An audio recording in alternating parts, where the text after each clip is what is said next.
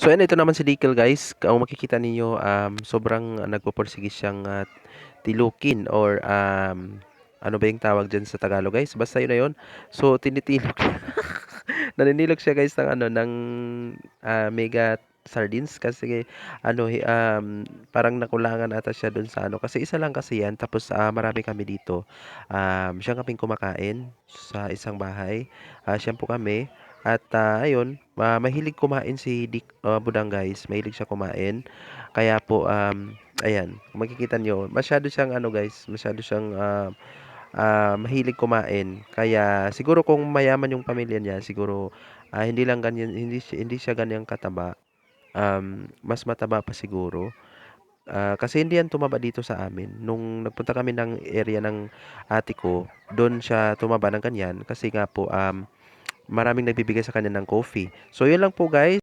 Thank you for watching. Bye.